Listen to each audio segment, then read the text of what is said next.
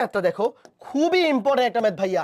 দুইটা বৃত্ত উভয় অক্ষকে স্পর্শ করে এবং 1,8 বিন্দুগামী, তোমাকে বলছে বৃত্ত দুইটার সমীকরণ নির্ণয় করো। ভাইয়া তোমার দুইটা বৃত্ত চিন্তা করার দরকার নেই, তুমি চিন্তা করো একটা বৃত্ত বের করতে বলছে। নর্মাল প্রসিডিউর অনুযায়ী আগাও, অটোমেটিক অ্যান্সার লাস্টে দুইটা আসবে। তো খেয়াল করে দেখো কি বলছে, উভয় অক্ষকে স্পর্শ করে। ভাইয়া কোনো বৃত্ত উভয় অক্ষকে স্পর্শ করলে শর্ত হচ্ছে জি স্কয়ার সমান এফ স্কয়ার সমান সি। এখন দেখো ভাইয়া, এই প্রশ্নে বৃত্তের কেন্দ্র কিংবা ব্যাসার্ধ কোনোটাই ডিরেক্ট দেওয়া নাই।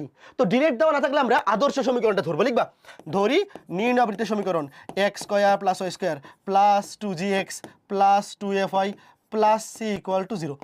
এইবার খুবই চমৎকার একটা জিনিস হবে, খেয়াল করে দেখো ভাইয়া, x square plus y square plus 2gx, দেখো যেহেতু জি স্কয়ার এবং এফ স্কয়ার সমান, তাহলে আমি এফ এর জায়গায় জি বসাতে পারি, 2gy প্লাস সি এর জায়গায়ও জি স্কয়ার বসাতে পারি। দেখো এবার এখানে অজানা রাশি কয়টা দেখো ভাইয়া। নর্মালি আমাদের বৃত্তের এই আদর্শ সমীকরণ দিয়ে যখন আমরা ম্যাথ করি, আমাদের অজানা রাশি থেকে তিনটা, একটা জি, একটা এফ, একটা সি। এখন যেহেতু এই প্রশ্নের বৃত্তটা উভয় অক্ষকে স্পর্শ করে, তাহলে আমরা বলতে পারি জি স্কয়ার সমান এফ স্কয়ার সমান সি। তাহলে আমি এফ এর জায়গাতেও জি বসাইতে পারি, কারণ যেহেতু জি স্কয়ার সমান এফ স্কয়ার, তাহলে এফ এর জায়গায় জি বসাইতে পারি। আবার সি এর জায়গায় বসাইতে পারি জি স্কয়ার। কে বুঝছো? দেখো পুরা সমীকরণটাকে আমরা জি এর মাধ্যমে প্রকাশ করে ফেললাম। বুঝছো? কেউ চাইলে সেম কাজটা এফ এর মাধ্যমে করতে পারে, যে এখানেও হবে এফ, এখানেও এফ, এখানে এফ স্কয়ার।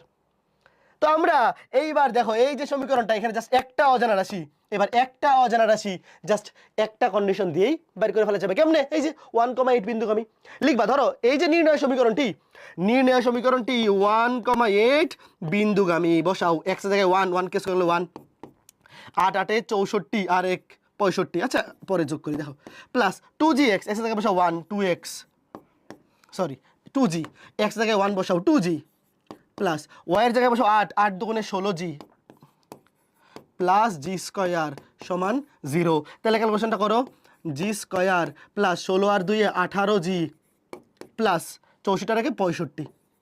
জাস্ট তুমি এবার ক্যালকুলেটরে বসাই দাও। এই ক্যালকুলেটরে জাস্ট দ্বিঘাত সমীকরণটা সলভ করে তুমি জি এর দুইটা মান বের করো।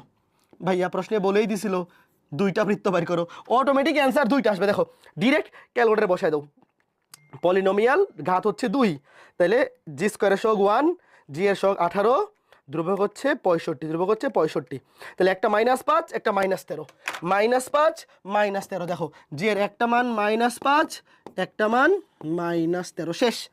কে বুঝছো ভাইয়া? খুবই চমৎকার এবং খুবই ইজি ম্যাথ। জি এর দুইটা মান বসায় দেবো, এই যে এখানে জি এর দুইটা মান এইখানে বসায় দিলেই দুইটা অ্যান্সার শেষ।